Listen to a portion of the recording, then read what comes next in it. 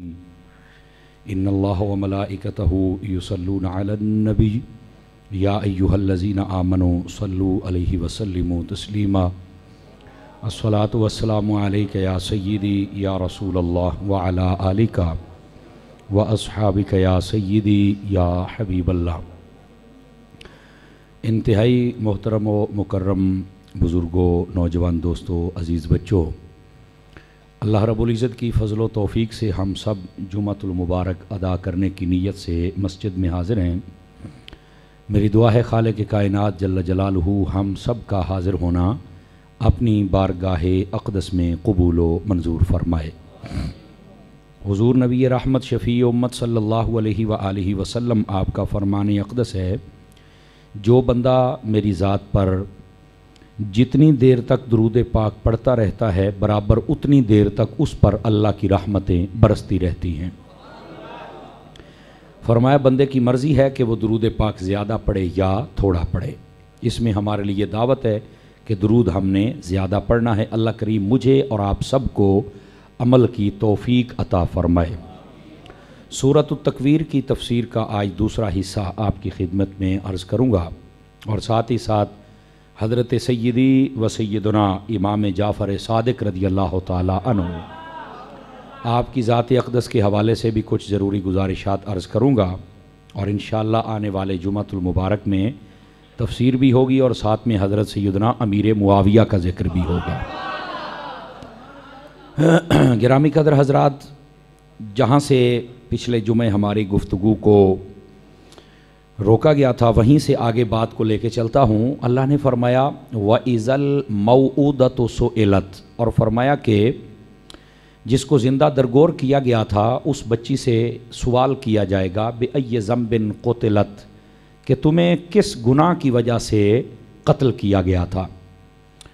یہ جو کفر تھے اور کافر تھے اور جتنے جاہل تھے، وہ جب ان کے یہاں بیٹی پیدا ہوتی تو اس کو زندہ دفن کر دیا کرتے تھے، اور میں نے آپ کو بتایا تھا خانہ کعبہ کے ساتھ بالکل باہر جب نکلیں، جہاں سے گاڑیاں مسجد عائشہ کی جانب جاتی ہیں، تو وہاں پر ایک قبرستان ابھی بھی موجود ہے کہ جس پر کوئی چیز وہ بنا نہیں سکے، جب بھی وہاں کوئی کام شروع کرتے ہیں تو تازہ خون نکل آتا ہے۔ بتانے والے سبھی حضرات یہی بتاتے ہیں کہ یہی وہ قبرستان ہے جس کے اندر یہ زندہ بچیوں کو درگور کیا کرتے تھے۔ تفسیر روح البیان کے اندر یہ لکھا ہے کہ یہ کیسے زندہ درگور کرتے تھے۔ اس کے دو طریقے ہوتے تھے۔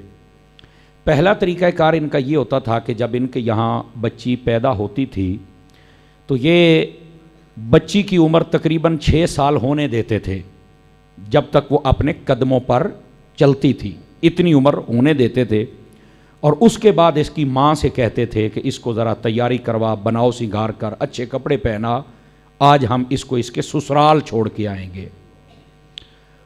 اور اس کے پہلے وہ جنگل میں چل کے وہاں پر، یا وہ مقام جہاں پر یہ درگور کرتے تھے، وہاں پر ایک گڑھا کھود چکے ہوتے تھے۔ اس بچی کا ہاتھ پکڑتے، اس کو وہاں پر لے کے جاتے اور گڑھے پر کھڑا کر کے کہتے تھے بیٹا اس میں ذرا جھانکو، دیکھو اندر کیا ہے۔ جب وہ بیچاری چھوٹی بچی دیکھنے لگتی تو یہ ظالم پیچھے سے دھکا دے دیتے تھے اور پھر اوپر سے مٹی ڈال دیتے تھے۔ وہ چیختی رہ جاتی تھی لیکن اس کی آوازیں نہیں سنتے تھے۔ ایک ان کا یہ گندا طریقہ کار تھا، اور دوسرا طریقہ کار یہ تھا کہ یہ جہاں پر بچیوں کو درگور کرتے تھے، جب ان کی زوجہ حاملہ ہوتی اور قریب ہوتا کہ یہ بچہ پیدا کرنے والی ہے تو اس کو ہی لے کے وہاں آ جاتے۔ اگر بیٹا ہوتا تو اس کو اپنے گھر واپس لے آتی، اگر بیٹی ہوتی تو وہیں گڑھے میں پھینک کے اور مٹی ڈال کے تو واپس آ جاتے تھے۔ اتنے ظالم اور سخت دل یہ لوگ تھے۔ لیکن یہ میرے آقا کریم صلی اللہ علیہ وسلم آپ نے جلوہ گری فرمائی، اور آپ کی شان رحمت اس نے جب اپنی جھلک دکھلائی تو پھر اس بیٹی کو رحمت قرار دیا گیا۔ اور آقا کریم علیہ السلام کو اللہ نے 4 بیٹیاں عطا فرمائیں، اور میرے حضور اپنی بیٹیوں کی اتنی عزت کرتے تھے کہ جب آپ کی بیٹیاں، اور بالتخصیص آپ کی چھوٹی بیٹی، چونکہ جب زیادہ بیٹیاں ہوں نا تو عمومی طور پر ایک بیٹی لوگ برداشت کرے، دوسری تیسری چوتھی ہو جائے نا تو ان کو وزن محسوس ہوتا ہے، لیکن نبی پاک علیہ السلام نے اپنی سب سے آخری بیٹی سے جتنی محبت فرمائی نا، اس لیے کہ بیٹیاں جتنی بھی آئیں تو میں نے پریشان نہیں ہونا ہے۔ تو آقا کریم علیہ السلام کھڑے ہو کر ان کا استقبال فرماتے تھے، ان کا ماتھا چومتے تھے، اور وہ بیٹیاں بھی اتنی اعلیٰ درجے کا احترام کرتی تھی کہ نبی پاک علیہ السلام کے ہاتھوں کو چوما کرتی تھی۔ تو آقا کریم علیہ السلام نے یہ خود کر کے دکھلایا۔ اور پھر یہ پچھلے جمعے میں نے عرض کیا تھا، برکت والی عورت اسے کہا گیا ہے کہ جس کو شادی کے بعد پہلی اولاد بیٹی کی صورت میں اللہ عطا کرے تو وہ برکت والی عورت ہوتی ہے۔ دوستان گرامی، تو اس واسطے یہ نبی پاک علیہ السلام اگر نہ آتے تو معاشرہ اس طرح چل رہا تھا۔ یہ صرف ایک بات ہے، ماں کے حوالے سے الگ، باپ کے حوالے سے الگ، معاشرت کے حوالے سے الگ، لیکن یہ اپنی بیٹیوں کو زندہ درگور کرتے تھے۔ اللہ فرماتا ہے قیامت والے دن ہم ان بچیوں کو اٹھائیں گے اور ان سے پوچھیں گے کہ تمہیں کس گناہ کے سبب دفن کیا گیا تھا۔ یعنی اب گناہ تو ان کا تھا نہیں، تو اب ان سے پوچھا کیوں جائے گا؟ وہ جب اللہ کی بارگاہ میں اپنا مقدمہ پیش کریں گی تو پھر ان ماں باپ کے لیے ان بہت مشکل ہوگی۔ اور جنہوں نے توبہ کر لی، چونکہ نبی پاک علیہ السلام کے پاس کچھ آپ کے صحابہ میں وہ بھی تھے جنہوں نے کلمہ پڑھا تو بعد میں پتہ چلا کہ یہ بیٹیاں زندہ دفن نہیں کرنی تھی، حضور ہم نے تو کی ہوئی ہیں، رونے لگ پڑے۔ میرے آقا کی آنکھوں سے بھی آنسو آ جاتے تھے اور حضور فرماتے تھے تم نے اب میرا دامن تھام لیا ہے، کلمہ پڑھ لیا ہے، اللہ کو مان لیا ہے، مجھے مان لیا ہے، جاؤ میں بشارت دیتا ہوں اللہ نے تمہاری یہ خطا بھی معاف فرما دی ہے۔ جو بندہ جتنا مرضی بڑا گناہ کر کے آ جائے، اگر اللہ کی بارگاہ میں توبہ کر لے تو میرا رب معافی عطا فرما دیتا ہے، اور جو توبہ نہیں کرتا اللہ اسے معاف نہیں کرتا۔ توبہ میرے اللہ کو بہت پسند ہے، تو جو نہیں کرے گا اس کے ساتھ بہت مشکل سوالات ہوں گے اور بہت مشکل پکڑ ہوگی، اور جس نے توبہ کر لی ہوگی یعنی اسلام قبول کر لیا اور بعد میں ہر چیز سے تائب ہو گیا تو ظاہر سی بات ہے اس کے بارے میں کوئی ایسی بات ہم اپنے دل میں نہیں رکھ سکتے۔ اس کے بعد اللہ رب العزت فرماتا ہے وَإِذَا الصُّحُفُ نُشِرَتْ، اور فرمایا کہ اس وقت کو یاد کرو کہ جب لوگوں کے نامہ اعمال کو لپیٹ دیا جائے گا۔ علماء فرماتے ہیں اس کا مطلب ہے کہ جب بندے کو موت آ جائے گی، ایک مطلب یہ ہے جب موت آتی ہے نا تو اس کے نامہ اعمال کو لپیٹ دیا جاتا ہے، سمیٹ دیا جاتا ہے۔ جب تک ہمیں موت نہیں آئی تو یہ فرشتے نامہ اعمال لے کے بیٹھے ہوئے ہیں، اور جب موت آئے گی تو یہ سمیٹ دیے جائیں گے۔ دوسرا اس کا مطلب یہ ہے، فرمایا کہ قیامت کا دن اس سے مراد ہے کہ جب یہ نامہ اعمال کو لپیٹ دیا جائے گا، یعنی فیصلہ جب ہو جائے گا نا تو فیصلہ ہونے کے بعد جس کے بارے میں جنت کا فیصلہ ہو گیا وہ ہمیشہ جنت میں رہے گا، اور جس کے بارے میں جہنم کا فیصلہ کر کے دفتر اس کا لپیٹ دیا گیا وہ ہمیشہ ہمیشہ کے لیے جہنم میں رہے گا۔ ابتداً کچھ لوگ ایسے ہوں گے جن کو جہنم میں جانا پڑے گا، اپنی سزاؤں کو بھگتنا پڑے گا، اور اس کے بعد وہ اللہ کی رحمت سے ان کو جنت سے نکالا، اور حضور خود نکالیں گے، اور پھر ان کی ایک نہر ہوگی آب حیات اس کو کہتے ہیں، اس کے اندر اس کو جب غوطہ لگایا جائے گا دوبارہ پھر اس کو جنت عطا کی جائے گی۔ لیکن یہاں سے بعض لوگ نا ناجائز فائدہ اٹھاتے ہیں، اچھا مولوی صاحب مڑ اینج بھی ہونا ہے تو چلو کوئی نہیں، لتر پولا جھال کے جنت تے آ ہی جانا ہے نا۔ یاد رکھ لیں جس بندے نے یہ بھی کہا، علماء کہتے ہیں یہ اللہ کے عذاب کو ہلکا جانتا ہے، اور یہ بھی کفر ہے، اللہ کے عذاب کو کبھی ہلکا نہیں جاننا اور ہر دم اللہ سے ڈرتے رہنا۔ یاد رکھ لیں وہ اللہ کا عذاب اتنا سخت ہوگا کسی بندے سے ایک لمحہ کے لیے بھی برداشت نہیں ہوگا۔ ہر دم اللہ سے ڈرتے رہا کریں۔ اللہ تعالی ہم سب کو اپنی رحمت میں جگہ عطا فرما دے اور اپنے غضب سے اللہ ہمیشہ کے لیے ہم سب کو بچا لے۔ فرمایا کہ یہ نامہ اعمال کو لپیٹ دیا جائے گا، وَإِذَا السَّمَاءُ كُشِطَتْ، اور فرمایا یہ جو آسمان ہے نا اس کو کھینچ لیا جائے گا، یعنی یہ جب قیامت آئے گی تو یہ آسمان ٹوٹ جائے گا، یہ ختم ہو جائے گا، یہ سب کچھ ایک نہیں ساتوں کے ساتوں آسمان ختم ہو جائیں گے، بالکل ہر چیز کو فرمائن کو کھینچ لیا جائے گا۔ وَإِذَا الْجَحِيمُ سُعِّرَتْ، اور فرمایا یاد کرو کہ جب جہنم کو اور بھڑکایا جائے گا، اور اس کے بعد فرمایا وَإِذَا الْجَنَّةُ أُزْلِفَتْ، اور فرمایا جنت قریب کر دی جائے گی۔ جنت قریب کرنے کا کیا مطلب ہے؟ فرمایا کہ جتنے نیک لوگ ہوں گے نا ان کو جنت کے قریب کر دیا، یہ نہیں کہ جنت کو کھینچ کر ان کے قریب لایا جائے گا بلکہ ان کو اللہ جنت کے قریب کر دے گا۔ حضرات گرامی، آقا کریم صلی اللہ علیہ وسلم کی اگر احادیث کو پڑھا جائے تو فرمایا بہت سارے لوگ ایسے ہوں گے جن کو 500 سال کا ابھی فاصلہ ہوگا تو ان کو جنت کی خوشبوئیں آنا شروع ہو جائیں گی۔ مختلف نیک اعمال کرنے والوں کے لیے یہ فضیلت اور سعادت کی بات کہی گئی ہے۔ اور بہت سارے ایسے ہوں گے کہ جن کو جنت کی خوشبو بھی نہیں سونگنے دی جائے گی۔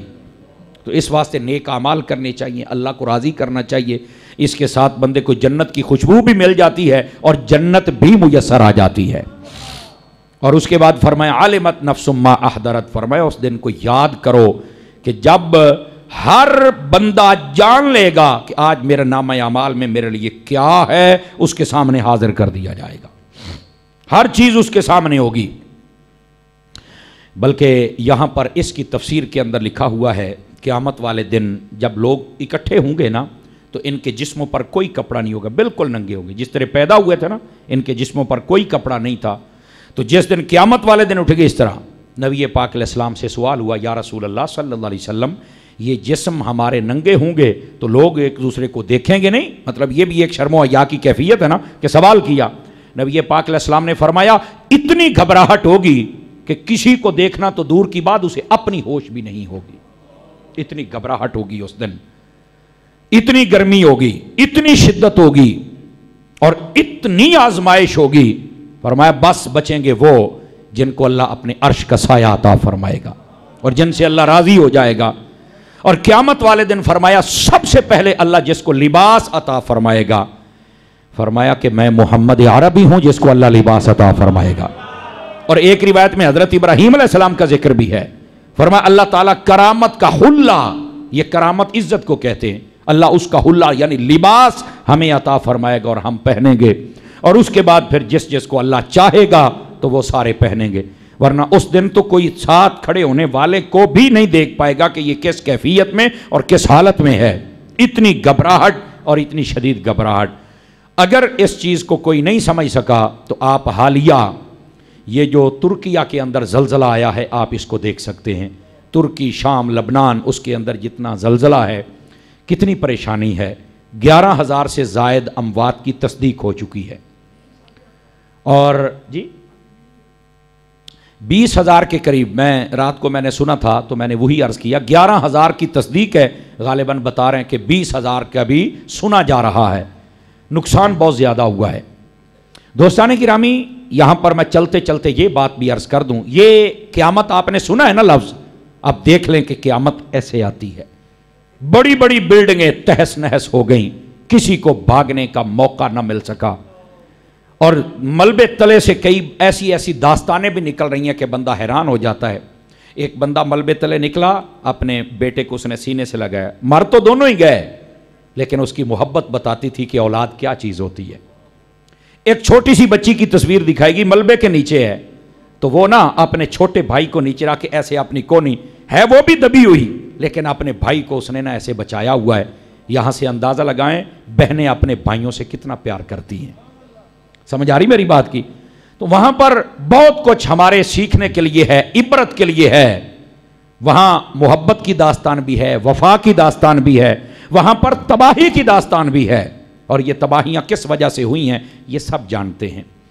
یہ انگریز لوگ یہ کہتے ہیں کہ یہ جو زلزلہ آتا ہے یہ زمین کی تہوں کے اندر جو چٹانیں ہیں جب وہ آپس میں جگہ چھوڑتی ہیں یا بناتی ہیں اور قریب ہوتی ہیں تو زمین کے اوپر ایک ہلچل پیدا ہو جاتی ہے، زلزلہ اس کو کہتے ہیں۔ یہ بالکل ٹھیک ہے، لیکن حقیقت یہ ہے کہ یہ جو زلزلے ہوتے ہیں یہ انسان جب نافرمانیاں کرتا ہے کہ اس کے سلسلے میں یہ آتے ہیں، یہ یاد رکھ لیجئے۔ بلکہ آپ ترمذی، سنن الترمذی کے اندر ایک روایت موجود ہے، اس کا جتنا مفہوم مجھے یاد ہے میں آپ کو سنا دیتا ہوں۔ فرمایا کہ جب آپ دیکھیں کہ شراب عام ہو جائے اور جب آپ دیکھیں کہ موسیقی یعنی گانے باجے والے عام ہو جائیں اور گانے باجے کے سامان عام ہو جائیں، اور جب تم یہ دیکھو کہ لوگ اپنی عورت بیوی کو زیادہ عزت کی نگاہ سے دیکھتے ہیں اور آگے رکھتے ہیں اور اپنی ماں کو پیچھے کرتے ہیں، اس کی بات نہیں مانتے، اور جب تم دیکھو کہ لوگ اپنے دوستوں کو آگے کرتے ہیں اور اپنے باپ کو پیچھے رکھتے اس کی بات کو نہیں مانتے، اور فرمایا جب تم دیکھو کہ لوگ علم اس لیے حاصل کریں بالخصوص دین کا علم کہ دنیا اس سے میں کماؤں گا اور پیسہ حاصل کروں گا، اور فرمایا جب تم یہ دیکھو کہ یہ جو لوگ ہیں یہ بدکاریوں میں ملوث ہو چکے ہیں، اور جب تم یہ دیکھو کہ امانت کو کھانا یہ لوگ اپنا فخر سمجھنا محسوس کر دیں، اور جب یہ دیکھو کہ مال غنیمت کو اپنے گھر کی دولت سمجھا جانے لگے، یہ ساری باتیں بتائیں، فرمایا جب تم یہ سب کچھ دیکھ لو نا، یہ بدکاریاں، یہ بے حیائیاں،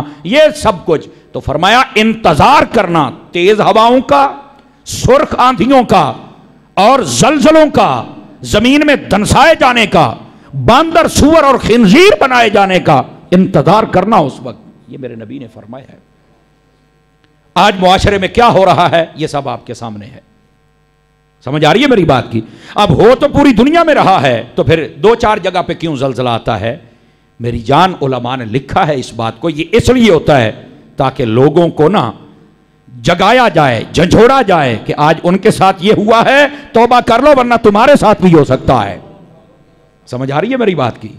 گرامی قدر حضرات، جب اللہ کے عذاب آتے ہیں تو پھر کیا نیک کیا بد سارے جاتے ہیں، رگڑے جاتے ہیں۔ وہ اس صورت میں ہوتا ہے کہ جب وہ نیک وہاں کے، وہ بھی کھل کے ان کی اصلاح کرنے کی کوشش نہیں کرتے۔ اس لیے جب علماء اور دیندار لوگ آپ کی اصلاح کی کوشش کریں نا، تو اس وقت پھر ان سے دشمنیاں نہ پالا کرو، ان کا شکریہ ادا کیا کرو کہ کوئی ہمیں روکنے والا ہے۔ ورنہ حدیث شریف میں ہے قیامت والے دن ایک بندہ جنت کے دروازے پر پہنچ چکا ہوگا، پیچھے سے آواز لگے گی، اوے واپس آ۔ یہ بندہ آ گیا، کہتا ہے کہ تو نے اس کا حق دینا ہے۔ وہ کہے گا میرا تو فیصلہ ہو گیا جنت میں، جب میں تے حق کوئی نہیں دینا۔ اللہ فرمائے گا بہرحال ایک کہندا پیا سن تو صحیح نا۔ تو وہ کہے گا باری تعالیٰ اس نے میرا حق مارا ہوا ہے، اس نے میرا حق ادا نہیں کیا۔ اللہ فرمائے گا کیڑا پوچھے دے کولوں؟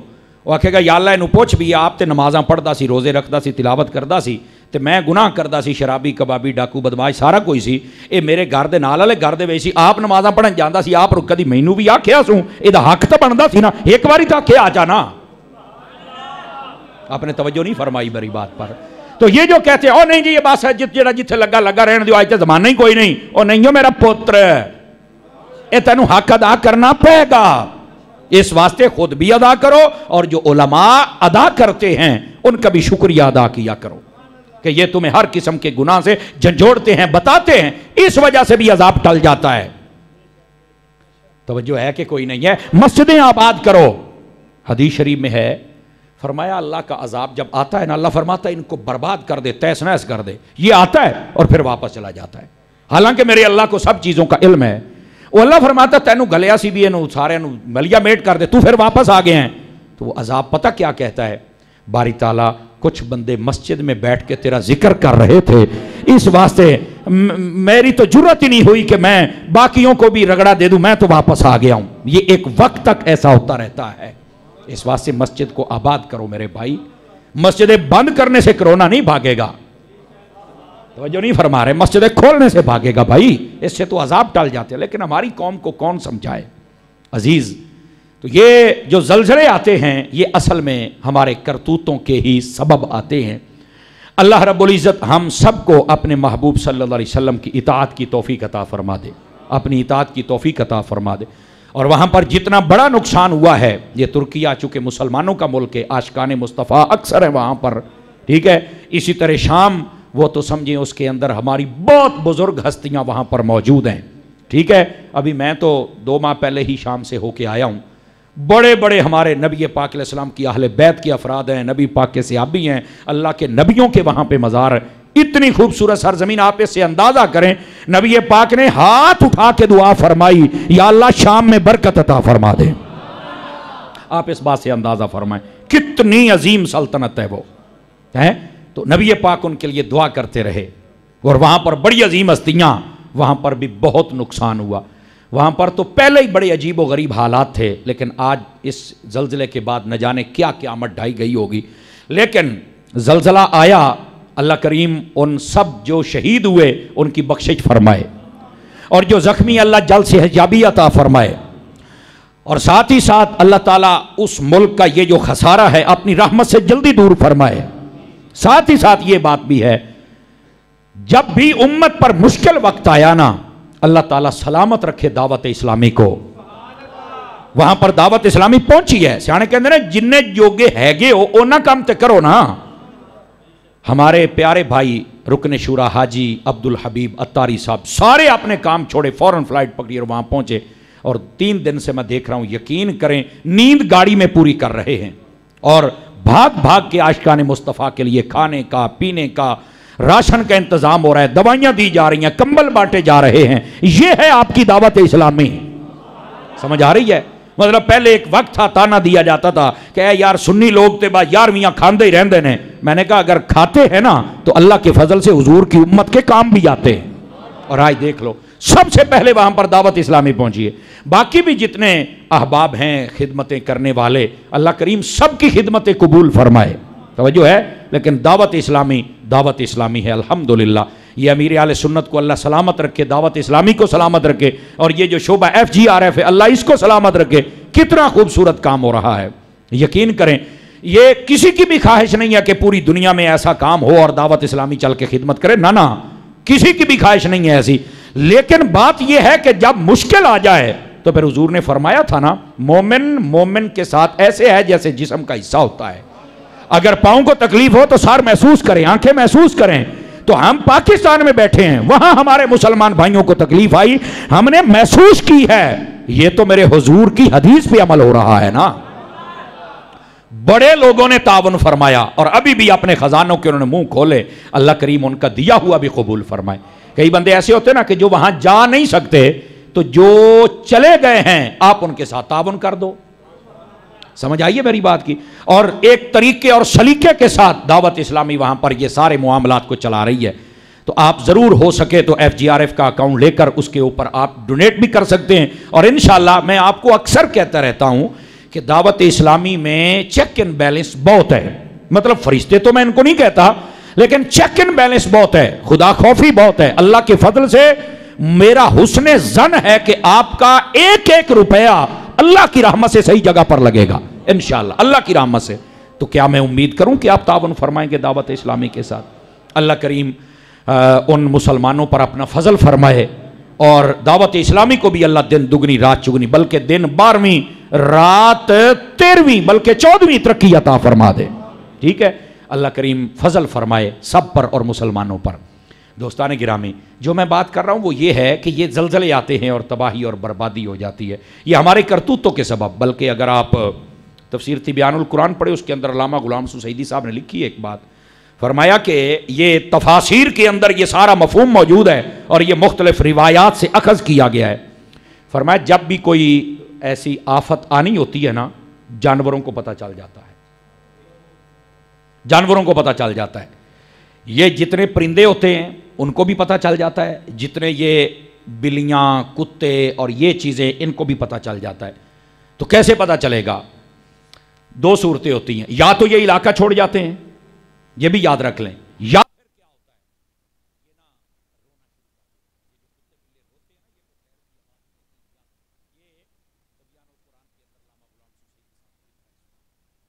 और वो जो जानवर होते हैं वो बड़े मायूस हो जाते हैं। मतलब पता चलता है कि यार पहले से बड़ा एक्टिव थे, होने में की हो गया है, मतलब उनको ना कुछ असरात जाहिर हो जाते हैं। अल्लाह ताला उनसे पर्दे उठा देता है। लेकिन इंसान तेरे लिए कुरान के बाद कैसे पर्दे उठाए? कुरान आ गया है तो तुझे तो यहीं से समझ जाना चाहिए। अगर तू फिर भी ना समझे, तुझे अशरफुल मखलूकात बनाया है, तो फिर तू डंगर बनना आप पसंद करें तो तेरी मर्जी है, तेनू तो अल्लाह ने इंसान बना के कुरान दिता है सोने। हाँ, तो फिर कुरान से मसला हाफिज कर। अब कुत्ते बिल्लियां नहीं वेख लेना भी कदों रोंदे ने ते कदों मायूस हुंदे ने ते कदों मैं फिर तौबा करांगा। उस तो पहले खुद बंदा बन।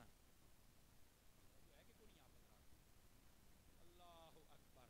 कहने का मकसद ये है, फरमाया सबको पता चल जाएगा, जो तुमने कमाया है ना वो सब कुछ तुम्हारे सामने आ जाएगा, जो नेकियां की हैं, जो बदियां की हैं। फरमाया फला उक़सिमु बिल-खुन्नस,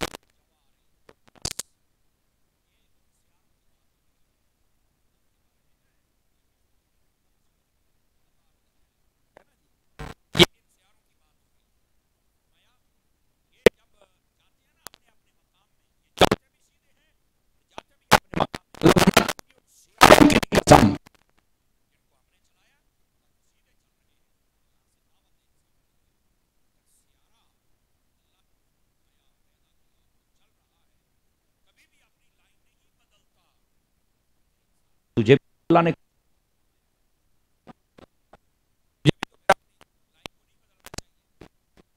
कोई अपनी लाइन बदलता है तो मसला खराब हो जाता है। ये जितने इंसान हैं जिन्होंने अपनी लाइन बदली, जाहिर सी बात है उनका काम खराब है। लाइन अपनी لیں سب کچھ ٹھیک ہو جائے. لائن تو گڈی دی ٹھیک نہ ہو تو گڈی سیدھی نہیں چلتی. ہاں ایسا ہی ہے نا, لائن تھوڑی سی خراب ہو تو ڈرائیور سے پاس گاڑی چلانا مشکل ہو جاتا ہے. تسی سکوٹر سائیکل سے بھی بیٹھے ہو تو چکے دی لائن خراب ہو جاوے, نہیں توجہ فرمائی. آپ حضرت جی سڑک خراب ہو جائے تو کتنی مشکل ہوتی. تو اپنی لائن کو سب دوستوں کو درست رکھنا چاہیے. اللہ مجھے اور آپ سب کو درست رکھنے کی توفیق عطا فرما دے. واللیل اذا عسعس, اور فرمایا وہ رات جو چلی گئی اپنے اندھیرے لے کر. والصبح اذا تنفس, اور صبح کی بھی قسم کہ جو ایک خوبصورتی, یعنی اس کا میں ترجمہ تفسیری کر رہا ہوں. فرمایا وہ صبح جو آئی تو اللہ کی رحمت کا سانس لے کر آئی. ہاں نبی پاک صلی اللہ علیہ وسلم کی حدیث یہ روح البیان میں لکھی ہوئی ہے. فرمایا ہوا کو گالی نہ دیا کرو. غور سے سنیں گے آپ حضرات, ہوا کو گالی نہ دیا کرو. فرمایا یہ اللہ کا سانس ہوتا ہے. سمجھ آ رہی ہے؟ اس کا ترجمہ ایسے کیا جائے گا یہ اللہ کی رحمت کا سانس ہوتا ہے, جس کے ساتھ تم سب لوگوں کی آکسیجن پوری رہتی ہے اور تمہیں ہوائیں لگتی رہتی ہیں اور تمہارا ماحول ٹھیک رہتا ہے. ہوا نگاڑ نہ کڑیا کرو. توجہ ہے بھی سب حضرات کی؟ تو ہمارے لوگ تو بس اوقات ہوا تیز چل پے, انیری دا کاکھ نہ رہے تو فلانا ہو جائے تو ڈھمکانا ہو جائے. میں آکھا شکر کر آ گئی ہے, یہ سانس آ رہی ہے ہمیں بھی. ٹھیک ہے, تو فرمایا واللیل اذا عسعس, فرمایا اس رات کی قسم کہ جو چلی گئی اپنے اندھیرے لے کر. والصبح اذا تنفس, اور اس صبح کی قسم کہ جو رحمت کا سانس لے کر آئی اور یہ برکتیں اپنے ساتھ لے کر آئی. اور اس کے بعد فرمائے, اور یہاں پر روک کے میں ایک بات بھی آپ کی خدمت میں کہنا چاہتا ہوں. میں نے پہلے بھی شاید آپ کو عرض کیا ہو لیکن آج پھر سماعت فرما لیجئے. یہ والصبح اذا تنفس, صبح والی جو ہوا ہے نا, یہ اس کا یہاں پر ذکر کیا گیا, صبح والی. یہی بات ہے کہ یہ جو صبح کی ہوا ہے, ڈاکٹر بھی کہتے ہیں سویرے اٹھ کے سیر کریا کر. کبھی غور فرمایا احمد رات نے؟ اگر اس پر ہم غور کریں تو ہمارا مسئلہ حل ہوگا. یہ جو صبح ہوتی ہے نا, صبح, اس کے وقت اللہ کی خاص رحمت والی ہوا ہوتی ہے اور وہ انسان کے لیے باعث شفا بھی ہوتی ہے اور باعث صحت بھی ہوتی ہے وہ انسان کے لیے. اچھا, آج کل کے انگریز جو اس پر تحقیق کرتے ہیں وہ فائنل جس نتیجے پر پہنچے ہیں وہ کہتے ہیں کہ یہ اس کے اندر ڈسٹ نہیں ہوتی, یہ جو ایئر ہے یہ ڈسٹ لیس ہے, یہ اپنی بولی میں کہتے ہیں. اس کا مطلب ہے کہ اس کے اندر یہ جو دھواں اور گھٹا اور دھوڑ سارا دن جو گاڑیاں چلتی ہیں نا, وہ یہ کوئی نہیں ہوندی. راتی عمومی طور تے ہر شے عمومی طور تے بند ہو جاتی ہے, بہت گھٹ ہو جاتی, تو یہ کچھ ہوئے بھی صحیح تو تریڑ شریر ہر شے نوں لے جاندی ہے. تو صبح کی فضا بالکل ستھری ہوتی ہے, اس لیے یہ انسان کے لیے فائدہ مند ہے. اب لوگ یہ کہتے ہیں, انگریز اس نتیجے پر پہنچا ہے, لیکن اگر اس آیت پر غور کیا جائے تو پھر صوفیاء کی وہ بات سمجھ آتی ہے. صوفیاء پتہ کیا کہتے ہیں, یہ صبح کی ہوا کیوں برکت والی ہوتی ہے؟ فرمایا اس لیے کہ اس ہوا میں جتنے ڈاکو, لٹیرے, شرابی, کبابی, زنائی, بدماش, کمینے, یہ سب صبح کے وقت سوئے ہوئے ہوتے ہیں. صبح کے وقت وہ اٹھتا ہے جو نیک ہو, نمازی ہو, تہجد والا ہو, قرآن والا ہو, تسبیح والا ہو, رب کو سجدہ کرنے والا ہو. تو فرمایا صبح کی ہوا جب ان کے جسم کے ساتھ لگتی ہے اور جب یہ اللہ کا ذکر کرتے ہیں, تلاوت کرتے ہیں, اس کی برکت جب ہوا کے اندر شامل ہو تو یہ ہوا دوسروں کو بھی شفا عطا کر دیا کرتی ہے. اب بات سمجھ آئی کہ کوئی نہیں آئی آپ حضرات کو؟ تو یہ منحوس لوگ اس وقت سوئے ہوئے ہوتے ہیں, ان کے جسموں کو ہوا نہیں لگ رہی ہوتی, ستے پے نے اپنے کمریاں دے وچ, یعنی جی میں گلور گورے چ بڑیا پیا ہوندا ہے نا, اپنے گوریاں چ پین, آپ کی بولی میں گورے ہی کہتے ہیں نا, اے گوریاں چ پین. اس واسطے یہ ہوا صاف ہو گئی اور اس وقت وہ اٹھے ہوئے ہیں جو اللہ کا ذکر کرتے ہیں, جو سجدہ کرتے ہیں, جو تسبیح کرتے ہیں, جو تلاوت کرتے ہیں. یہ اس تلاوت, اس تسبیح, اس سجدے اور ان نیکوں کے جسموں کی برکت ہے. سارے معاشرے کے لیے ہوا شفا والی بن جاتی ہے. صبح اٹھا کریں, اللہ کا ذکر کیا کریں. والصبح اذا تنفس, اس کی قسم اٹھائی گئی ہے. سویر دے نور پیر دے ویلے دی قسم چکی گئی ہے. نور پیر دے ویلے اٹھیا کرو میرا چان. سمجھ آ رہی ہے میری بات کی؟ اس پر بھی بہت سارے آگے معلوماتی باتیں ہیں لیکن وقت کے دامن میں گنجائش نہیں ہوتی, یہ بتانا ضروری ہوتا ہے. لیکن والصبح اذا تنفس سے میں ایک بات اور آپ کی خدمت میں عرض کرنا چاہتا ہوں. یہ جو ایام چل رہے ہیں نا, ان میں حضرت سیدی و سیدنا امام جعفر صادق رضی اللہ تعالی عنہ اہل بیت رسول کریم کی ایک عظیم ہستی. سمجھ آ رہی ہے میری بات کی؟ کوئی نہیں آ رہی. ان کے بعد جتنے آئمہ چلے ہیں اکثر وہ انہی میں سے ہیں. سمجھ آئی؟ علم کے تو یہ ہمالیہ تھے اور عمل وہ تو چھوڑ دیں، وہ تو انہی کے گھر کا ہے نا. علم ہو یا عمل ہو یا حکمت ہو یا دنائی ہو، اہل بیت رسول صلی اللہ علیہ وسلم کا مقابلہ کوئی نہیں کر سکتا. یہ ذہن نشین فرما لیجئے. حضرت امام جعفر صادق رضی اللہ تعالی عنہ، یہ جو 15 رجب المرجب ہے، یہ رجب کا مہینہ ہے نا، اس کی جو 15 تاریخ ہے وہ ان کا یوم وصال ہے. اور اس دن اہل عقیدت جتنے بھی ہیں ان کی خدمت میں ایصال ثواب کرتے ہیں. اور ہمارا یہ معمول ہے کہ ہم جس کو ایصال ثواب کریں اس کا تذکرہ بھی کرتے ہیں. حضرت امام جعفر صادق رضی اللہ تعالی عنہ، آپ کی ذرا تھوڑی سی میں چاہتا ہوں ہسٹری آپ کو سمجھ آ جائے، کچھ الجھنیں بھی دور ہو جائیں گی اور محبت بھی بڑھ جائے گی. بعض لوگوں نے نا یہ تماشا بنایا ہوا ہے، صحابہ اور اہل بیت کو نا آپس میں ٹکراؤ کی صورت میں سامنے لا کے کھڑا کر دیتے ہیں، جبکہ حقیقت پتہ کیا ہے؟ یہ جو امام جعفر صادق ہیں، ان کا نام تو جعفر ہے، مجھے کوئی بتا ان کو صادق کیوں کہتے ہیں؟ اب یہ سارے ان کا نام لے کر جتنے ناچنے والے ہیں نا، میرا سوال تو بنتا ہے نا کہ کبھی تو ہمت کر بتا صادق کیوں کہتے ہیں؟ میرے بھائی اس کی وجہ پتہ کیا ہے؟ آپ کے جو والد ہیں ان کا نام ہے امام باقر. سمجھ آ رہی ہے؟ امام جعفر صادق کے والد کا نام کیا ہے؟ امام باقر. اور یہ جو امام باقر ہیں ان کی جو بیوی ہے وہ صدیق اکبر کی پڑپوتی ہے. امام باقر آل رسول میں سے ہیں، خاندان اہل بیت میں سے ہیں، حضرت امام حسین کی اولاد میں سے ہیں. اب توجہ نہیں فرما رہے. اور ان کا جو رشتہ ہوا ہے وہ صدیق اکبر کی پڑپوتی سے ہوا ہے. یہ جاہل گموار یہ کہتے ہیں کہ ابو بکر صدیق اور عمر اور علی کے گھرانے کی لڑائیاں تھی.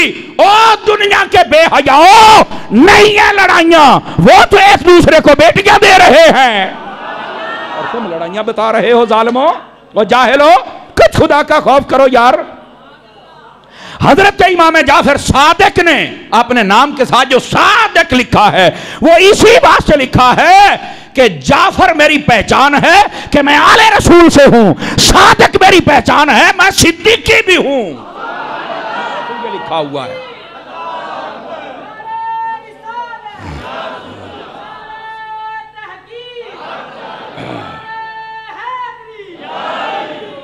بات سمجھ آئیے کوئی نہیں آئی آپ حضرات کو؟ حضرت ابو بکر صدیق رضی اللہ، یہ صدیقی اور نسل ہے ان کی والدہ جن کا نام ام فروہ ہے. ام فروہ ان کا نام ہے. حضرت امام محمد باقر ان کی یہ بیوی ہیں.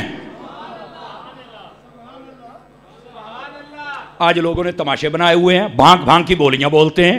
بندے دے پتر بنو، حیا کرو. یہ تینوں نہیں پتا تھا امام جعفر دا نات لینا صادق دا ترجمہ کر. تو نہیں کر پائے گا صادق کا ترجمہ. ہوں سمجھ آئی جے؟ گرامی قدر حضرات، یوں بیان کرتے ہیں سنی داستان اہل بیت. تو اس واسطے حضرت امام جعفر صادق رضی اللہ تعالی عنہ، اگر آپ کی ہسٹری کو دیکھا جائے تو یہ وہ مین حضرت امام جعفر صادق رضی اللہ تعالی عنہ جو جن کی والدہ صدیقی ہیں اور جن کے والد حسینی ہیں. سمجھ آ رہی ہے میری بات کی؟ تو ان کے ایسے رشتے ہو رہے ہیں اور یہاں پر تماشے کیے جا رہے ہیں. یہ تو میں نے صرف ایک رشتہ گنوایا ہے. یہ 12 اماموں میں سے امام جعفر صادق کا نام آتا ہے نا، تو میں کہا پھر حضرت مولا صدیق اکبر دے نال بھی پیار تک کرنا بنتا ہے نا. اور یہ اکثر فرمایا کرتے تھے، یہ دو باتیں اکثر فرمایا کرتے تھے حضرت امام جعفر صادق. آپ پتہ کیا کہتے تھے؟ غور کرنا ذرا اگر جملہ سمجھ آئے. آپ کہتے تھے میں صدیق کا 2 مرتبہ بیٹا بنتا ہوں. اس کی وجہ پتہ کیا ہے؟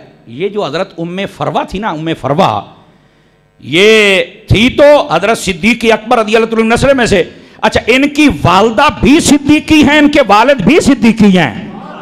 ایک نواسی تھا، ایک پڑپوتا تھا. ان کے ساتھ جب نکاح ہو گیا، سمجھ آئی نا، تو یہ حضرت ام فروہ رضی اللہ تعالی عنہا آپ تشریف لائیں اور وہ فرماتے ہیں کہ ام فروہ اگر میں ویکھاں اپنے باپ والے پاسیوں بھی حضرت ابو بکر دی دھی ہے، اپنے پیو والے پاسوں ابو بکر دی دھی ہے جڑی میری ماں ہے. تو میں ڈبل صدیقی ہویا. لیکن جب آپ کہتے تھے کہ میری ماں ام فروا کا نکاح ہو گیا میرے باپ حضرت امام محمد باقر کے ساتھ، تو اب ادھر اہل بیت آ گئی، ادھر حضور کا گھرانہ آ گیا، ادھر حضرت ابو بکر کا. آپ فرماتے تھے او میں دو خلیفیاں دا پتر جے، ابو بکر بھی خلیفہ ہے میں اودا بھی پتر ہاں، علی بھی خلیفہ ہے میں اودا بھی پتر ہاں. آپ یہ فرمایا کرتے تھے. توجہ ہے کہ کوئی نہیں ہے؟ وہ آپ اس انداز کے ساتھ اپنے اس رشتے پر تفاخر فرمایا کرتے تھے اور بتاتے تھے لوگوں کو. آج لوگوں کو بتاتے ہوئے شرم آتی ہے. میں کہتا تو پھر بہت وڈا بے شرم ہے. حضرت امام جعفر صادق بتا رہے ہیں، تو کیوں نہیں دسدا؟ یہ ہے لفظ صادق، یہ ہے اس کی ہسٹری جو اشارہ ہے صدیق کی جانب.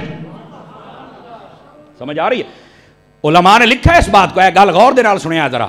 امام جعفر صادق کے بعد جتنے حسینی سید آئے ہیں نا، کیا میں نے کہا ہے؟ جتنے حسینی سید آئے ہیں وہ صرف حسینی نہیں ہے، ساتھ میں صدیقی بھی ہیں. امام جعفر صادق جتنے حسینی سید آئے ہیں وہ ساتھ میں صدیقی بھی ہیں، کیونکہ ان میں خون حضرت ام فروا کے ذریعے سے صدیق کا بھی آ گیا ہے. آپ کسی بھول میں نہ رہیں. آپ کو کوئی ڈیٹیل نہ بتائے تو میں کیا کر سکتا ہوں. تو یہ صادق اس لیے کہا جاتا ہے.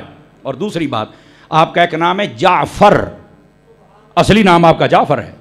تو آپ کو پتا ہے جعفر کا معنی کیا ہوتا ہے؟ جعفر کا معنی ہوتا ہے ندی، نالا، چشمہ. یہ جعفر کا معنی ہے. ایک روایت، ایک مترجم یہ بھی اس کا ترجمہ کرتا ہے دودھ دینے والی اونٹنی جو ہمیشہ دودھ دے، اس کو بھی جعفر کہتے ہیں. تو اب اگر یہ معنی مراد لیا جائے کہ جعفر کا معنی ہے ندی اور چشمہ، سمجھ آئی؟ تو یہ اس کا کیا مطلب ہے؟ اور دودھ دینے والی اونٹنی، تمام علماء نے لکھا اس سے مراد ہے جیسے وہ جو ندی ہوتا ہے ہوتی ہے اور نالا ہوتا ہے، جیسے یہ پورے علاقے کو سیراب کرتی ہے، فصلیں ہوتی ہیں، اس کا فیض ہوتا ہے، اسی طرح امام جعفر صادق کا بھی فیض سب کو ملتا ہے اگر کوئی لینے والا ہو تو. اس واسطے امام جعفر کا نام ہی جعفر ہے، فیض رساں شخصیت. توجہ نہیں فرما رہے آپ حضرات ہیں؟ آپ کو کیا پتا حضرت امام جعفر صادق رضی اللہ عنہ کا کیا مقام ہے. آپ تشریف فرماتے آپ کے پاس ایک شخص آیا. توجہ ہے جی؟ میں مٹھی جی گل کروں گا. میں جو مسئلہ مین میں نے آپ سے ڈسکس کرنا تھا وہ میں نے ڈسکس کر دیا ہے آپ کو. ٹھیک ہے؟ آپ تشریف فرماتے ایک شخص آیا، کہنے لگا حضور ڈاڈا غریب ہاں، دعا کرو میں حاج تک کر لواں. بڑی تمنا تھی اس کی، حضور دعا کرو میں حاج تک کر لواں. امام جعفر صادق مسکرائے، فرمایا تو 50 حج کریں گا. جا. کتنے جی؟ 50 حج. او نے آکھیا بلے بلے بلے بلے، میری تو جناب وگڑی سمر گئی. 50 حج. مزے کی بات یہ 50 حج کیتے اس نے. اور اگلی بات 51واں حج کرن ٹور پیا. تو کیوں نہیں فرمائی؟ 51واں حج کرن ٹور پیا نا. تو جب وہ حج کرنے جا رہا تھا تو راستے کے اندر ایک سانحہ پیش آیا کہ وہ کشتی ڈوبی یا وضو کرنے لگا. بعض علماء نے لکھا ہے کہ وہ اس چشمے میں ڈوبا یا وہ دریا تھا، کشتی ڈوبی تو وہ فوت ہو گیا. تو لوگوں نے آکھیا یار باقی سارے بچ گئے تو اے بندہ فوت ہو گیا. ایک بندہ کہنے لگا تو انہوں نہیں پتا امام جعفر نے آکھیا سی بھی انہیں 50 کرنے نے، یہ ہن 51واں کروں سی بھئی یہ انہاں سائیاں آکھیا 50 تو 50 ہی ہونے سن. اب سمجھ آئی آپ سبھی حضرات کو؟ یہ ہیں زبان کون رکھنے والے یہ عظیم ہستیاں. یہ حضرت امام جعفر صادق رضی اللہ تعالی. اور آپ کو میں ایک اور بات بھی بتا دوں میرے بھائی، یہ حضرت امام جعفر صادق کوئی عام ہستی تو نہیں ہے نا. سمجھ آ رہی ہے؟ اللہ اکبر. جن کی خدمت میں امام اعظم جیسے آئیں اور آپ کے شاگرد آئیں، آپ بتائیں پھر ان کی ہستی کیا ہوگی؟ مجھے بتائیں نا ذرا.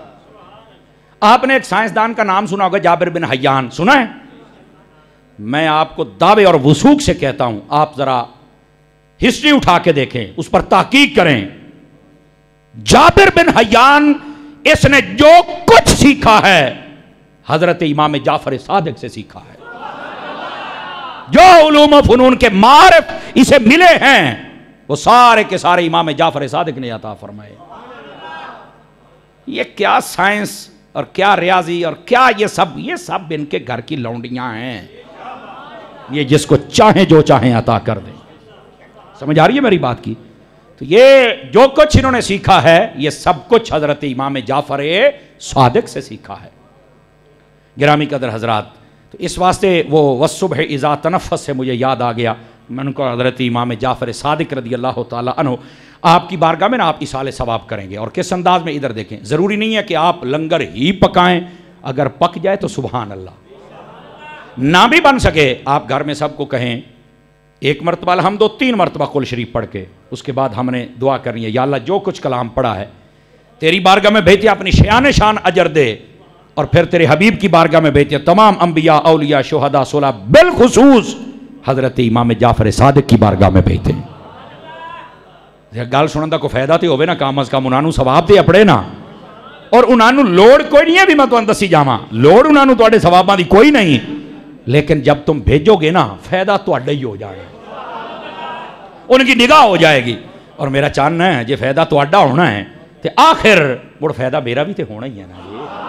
یہ آخیا تے اسے مولوی ہے نا. نہیں توجہ فرما رہے آپ حضرات. میں تو امیداں لائی بیٹھا میرا سونا. اس واسطے آپ اس یہاں سے آپ نکلتے ہی آپ گاڑی پر بیٹھتے ہی آپ دعا کر سکتے ہیں، نو ٹینشن. اور اگر آپ 2-4 بہن بھائیوں دوست احباب کو بلا کے ایک چھوٹی سی محفل کر لیں، صرف 10 منٹ درود پاک پڑھنا ہے، آپ ایسا ثواب امام جعفر صادق بولنا ہے تو چاس نو بھی چاس آ جائے گی.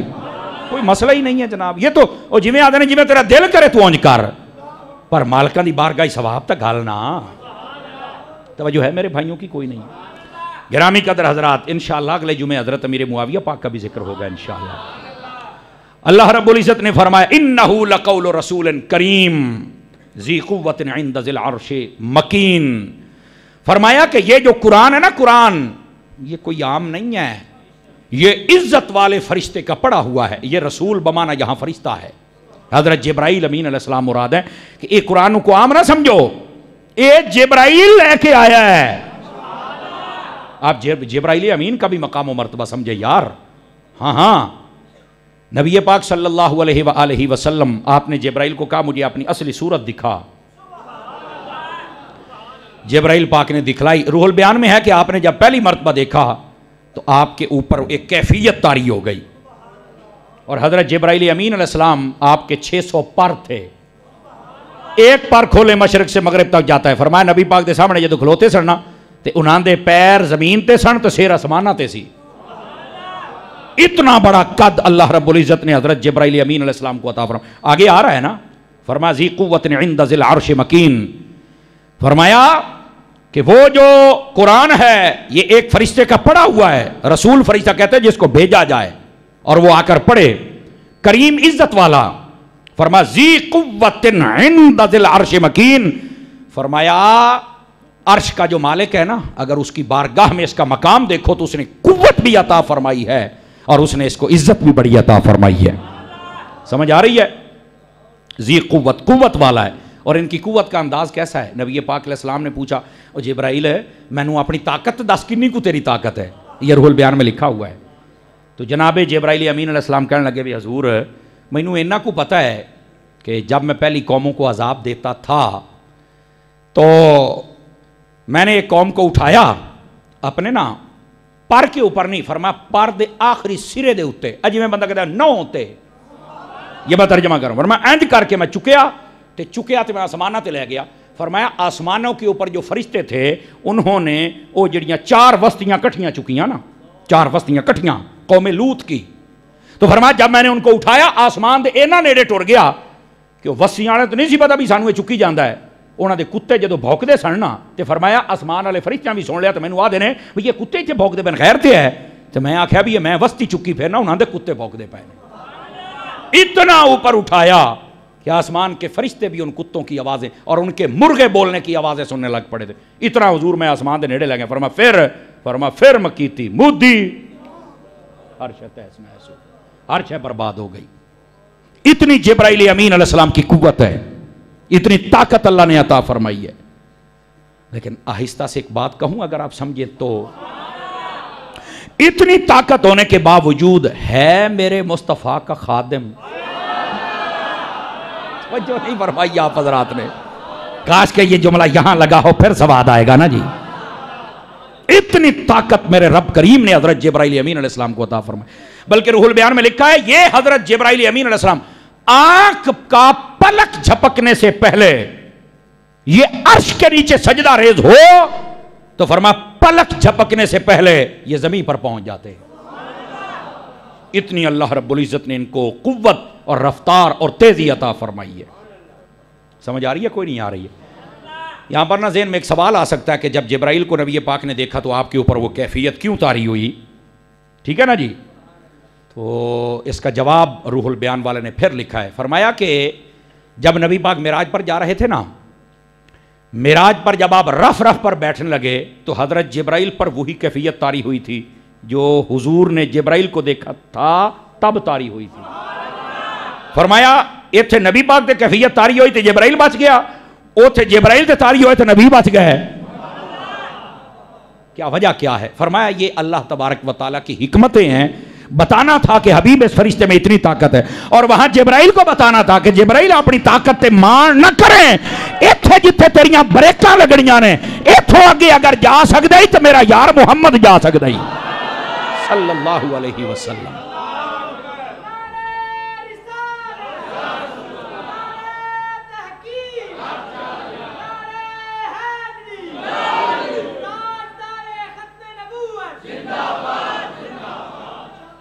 توجہ ہے بھی سب حضرات کی؟ تو وہاں پر جبرائیل کو مقام مصطفیٰ دکھلانا تھا. پتا تو تھا لیکن آنکھوں سے دیکھنا تھا، جیسے یہاں نبی پاک علیہ السلام کو جبرائیل کے بارے میں دکھلایا گیا. توجہ نہیں فرما رہے آپ حضرات؟ دوستان مکرم اس کے بعد فرمایا مطاع ثم امین. فرمایا یہ جو جبرائیل ہے نا یہ دی گل بڑی سنی جاندی ہے. مطاع کا معنی ہوتا ہے جو حکم دے اگلے نو پورا کرنا پوے. اللہ کے حکم سے جب جناب یہ ٹائم ہو گیا بھائی، کیا ٹائم ہو گیا ہے؟ 51 منٹ. بس ٹھیک ہے، نیڑے لگ گئے ہیں. ادھر سے بھی بس ختم ہونے والا ہے. سبحان اللہ تو فرمائے نا یار. فرمایا کہ اس کی بات نہیں مانی جاتی ہے، یعنی اللہ جب حکم دیتا ہے، جو حکم دیتا ہے تو فرمایا فرشتوں کو اس کا حکم پورا کرنا پڑتا ہے. ثم امین. اور اگلی بات تے فرمایا امین بھی بڑا جے. امانت میں خیانت جبرائیل امین علیہ السلام نہیں کرتے. جنہوں نے کہا کہ جبرائیل نو پتہ نہیں لگا کہ قرآن تے آنا سی نبی پاک تو علاوہ کسے دے اتے تے جبرائیل تو بھول کے ادھر ٹر گیا. او گوڑیا اللہ قرآن فرما رہے ہے جبرائیل امانت آلائی، یہ امانت میں خیانت نہیں کرتا. سمجھ آ رہی ہے؟ جہاں آنا تھا وہیں آیا ہے. اور اس کے بعد فرمایا وما صاحبکم بمجنون. ان حضور دی شان سن. اور فرمایا او لوگو، یہ اسی انداز میں کلام ہے، او لوگو جو تمہارے صاحب، اس صاحب سے مراد حضور ہیں، فرمایا جو تمہارے نبی ہیں، فرمایا ان کے اوپر کوئی جنون نہیں ہے کہ کافر کہتے ہیں یہ جنون ہے. نہیں، فرمایا وَلَقَدْ رَآهُ بِالْأُفُقِ الْمُبِينِ. بس انہوں نے افق، یہ آسمان کے کناروں کے اوپر کچھ دیکھا ہے بس. وما هو علی الغیب بضنین. اور فرمایا جب علم غیب کی بات آئے تو نبی کنجوسی کرتا ہی نہیں، جو پوچھو یہ نبی بتا دیتا ہے، جو پوچھو یہ بتا دیتا ہے. اب اللہ خود فرما رہا ہے کہ نبی علم غیب بتانے میں کنجوسی نہیں کرتے، بخل نہیں کرتے. اور مولوی کہتے ہیں نبی کو علم غیب ہے ہی نہیں. میں کہا مر رہے ہوں، تیری مننا یا قرآن دی مننا یار. اے میں امت دے وچ ایک منٹ اے میں امت دے وچ تفرقے پہ کر دیو. اللہ دا نام ہے، قرآن تے کٹھے ہو جاؤ یار. اور نبی نو جڑیاں شانہ میرے رب نے دیتیاں نے، اوے من جاؤ. اللہ قرآن فرماتا ہے میرا حبیب غیب بتانے میں کسی قسم کا بخل نہیں فرماتا. کوئی پوچھنے والا ہووے نبی تو ہر چیز بتا دیا کرتا ہے، نبی بخل نہیں فرماتے.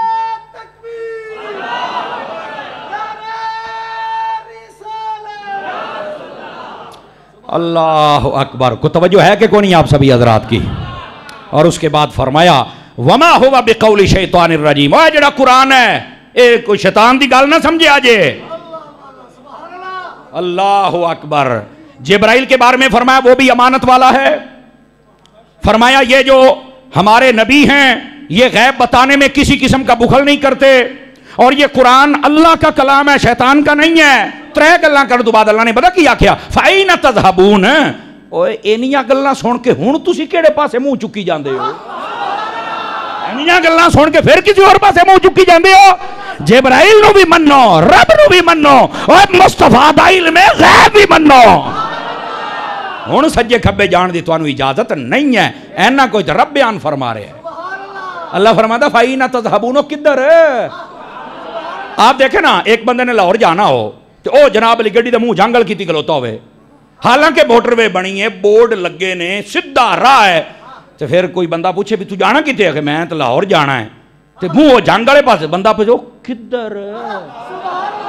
اے دا مطلب ہے آنا اپنے آپ نو مسلمان ہے، جانا تو جنت دے وچ ہونا ہے، تے جاندہ جا تو جبرائیل دا ادب کرنا ہے، نہ قرآن دا کرنا ہے، نہ نبی دا علم غیب مننا ہے۔ اللہ فرماندہ کدھر ہے؟ کدھر ہے؟ کو سمجھ آئی ہے کہ کوئی نہیں آئی آپ حضرات میں؟ یہ پترہ جنت جانے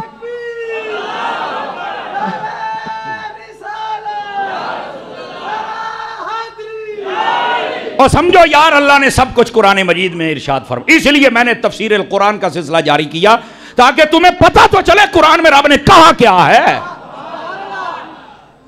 توجہ ہے کہ کوئی نہیں ہے یار؟ اور اس کے بعد فرمایا، ہون اگلی گال بھی سنا ہے، فرمایا ان ہوا الا ذکر للعالمین، اور فرمایا لوکو، اے عالمین دے سارے لوکاں نال کلام ہو رہا ہے، اے تواڈے واسطے ہون کو نصیحت نہیں بن دی؟ اینیاں جو میں گلاں کیتیاں نے تو سنائی ادھر تانوں کوئی نصیحت نہیں آئی؟ اور فرمایا لمن شاء منکم ان یستقیم، فرمایا تم میں سے جس کے لیے جو چاہے گا اسے سیدھا راستہ ملے گا، وما تشاؤون الا ان یشاء اللہ رب العالمین، سے سیدھا راستہ انہی دیر تک نہیں ملنا جنہی دیر تک اللہ نے نہ توانو عطا فرمایا۔ اللہ کے قرآن پر اکٹھے ہو جاؤ، تمہیں سارا دین بھی سمجھ آ جائے گا، تمہیں ساری شریعت بھی سمجھ آ جائے گی، تمہیں مقام مصطفیٰ بھی سمجھ آ جائے گا۔